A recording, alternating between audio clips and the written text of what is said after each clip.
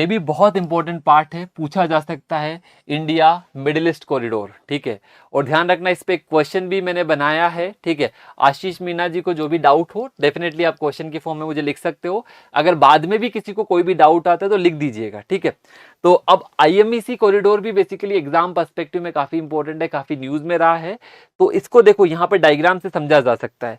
Actually आप लोगों ने चाइना के OBOR प्रोजेक्ट का नाम सुना होगा ना, one belt one road project, ठीक है। सुना है सब लोगों ने चाइना के OBOR प्रोजेक्ट का नाम, जिसके थ्रू चाइना पूरे वर्ल्ड के अंदर इंफ्रास्ट्रक्चर का जाल बिछा रहा है, चाहे रोडवे हो, चाहे रेलवेज हो, चाहे शिपिंग वाला हो, ठीक है। ये सारी यहाँ पे किसी ने लिखा है कि नॉर्थ सी याद करने की ट्रिक है, वो भी सारी ट्रिक्स है मेरे पास, सारे सीज को याद रखने की ट्रिक है, चाहे रेड सी हो, चाहे बेसिकली ब्लैक सी हो, चाहे मेडिटेरेनियन हो, चाहे नॉर्थ सी हो, चाहे बेसिकली सी ऑफ अजो वाला पार्ट हो, चाहे अरल सी हो, सब मैं आप लोगों को याद करवा दूंगा, वो सारी ट्रिक्स मेरे पास है। चलिए, yes, OBOR is part of BRI, yes, इसको अपन बेल्ट एंड रोड इनिशिएटिव भी बोल सकते हैं, वही चीज है बेसिकली, आप बेल्ट एंड रोड इनिशिएटिव भी इसको बोल ही सकते हैं। तो बेसिकली एक्चुअली चाइनीज जो OBOR या BRI प्रोजेक्ट था उसके अगेंस्ट में काफी सारे प्रोजेक्ट आने लगे थे। जैसे यूरोपियन यूनियन ने ग्लोबल गेटवे प्रोजेक्ट लॉन्च किया था, G7 कंट्रीज ने PGII करके लॉन्च किया था, किसको अपोज कर रहे थे, चाइना के प्रोजेक्ट को। तो ये जो प्रोजेक्ट है एक तरह से अगर इसका एनालिसिस किया जाए तो ये जो प्रोजेक्ट है वो क्या है, ये प्रोजेक्ट भी बेसिकली चाइना के BRI को ही बेसिकली अपोज कर रहा है। तो आप देखो इसकी कनेक्टिविटी देखो, ये प्रोजेक्ट बेसिकली हमारे इंडिया के मुंबई वाले पार्ट से, आप देखोगे यहाँ पे हमारा गुजरात का कांडला पोर्ट भी कनेक्ट है, गुजरात का मुंद्रा पोर्ट भी कनेक्ट है, मुंबई वाला JNPT पोर्ट भी कनेक्ट है। तो आप सोचो हम यहाँ से कनेक्ट करके कहाँ पे लेके जा रहे हैं, UAE के पोर्ट कनेक्ट करेंगे, फिर आपका सऊदी अरेबिया वाले पार्ट कनेक्ट करेंगे, फिर इजराइल वाला पार्ट कनेक्ट करेंगे, फिर ग्रीस वाला पार्ट कनेक्ट करेंगे, और इधर ऊपर बेसिकली आप देखोगे जो फ्रांस और इटली को भी कनेक्ट कर देंगे।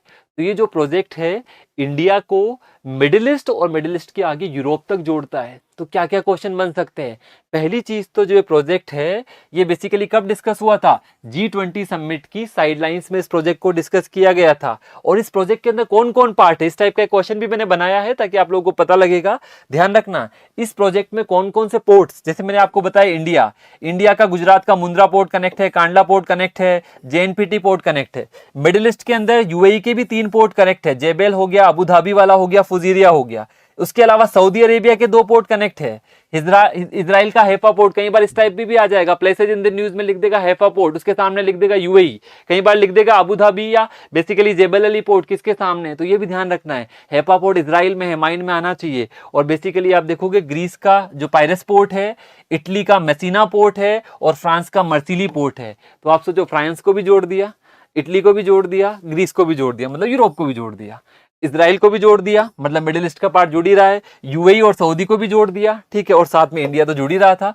तो ये पूरा का पूरा जो कनेक्टिविटी वाला प्रोजेक्ट है जिसमें शिपिंग लाइंस भी है, ध्यान रखना शिपिंग लाइंस भी है, रेलवे नेटवर्क भी है।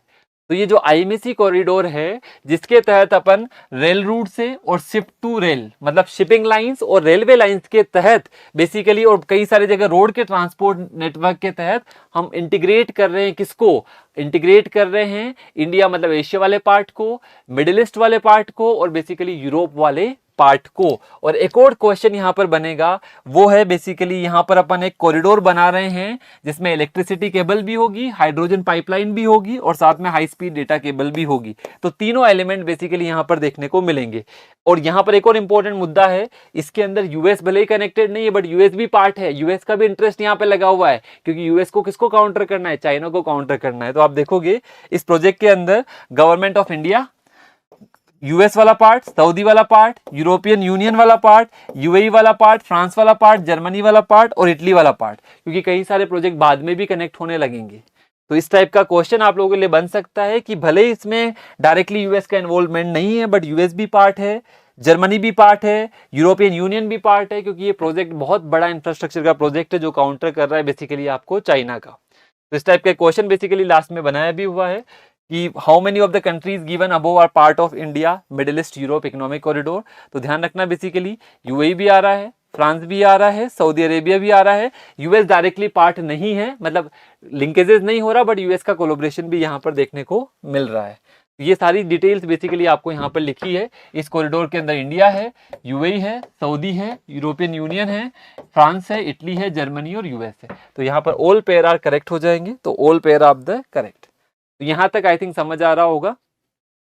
पोर्ट्स के नेम बेसिकली आशीष मीना जी ने पूछा सर पोर्ट्स के नेम भी याद करने पड़ेंगे क्या? डेफिनेटली पोर्ट्स के जो इंपॉर्टेंट है, जैसे इजराइल का हैफा पोर्ट काफी इंपॉर्टेंट है, सारे पोर्ट्स नहीं, जैसे इंडिया में आप देखोगे कांडला पोर्ट जिसको बेसिकली अपन पंडित दीनदयाल पोर्ट ट्रस्ट बोलते हैं ना, नाम चेंज हो गया ना कांडला पोर्ट का, उसको बोला जाता है Pandit Deendayal Upadhyay port trust. Mundra port है काफी इंपॉर्टेंट है, जेएनपीटी पोर्ट है काफी इंपॉर्टेंट है।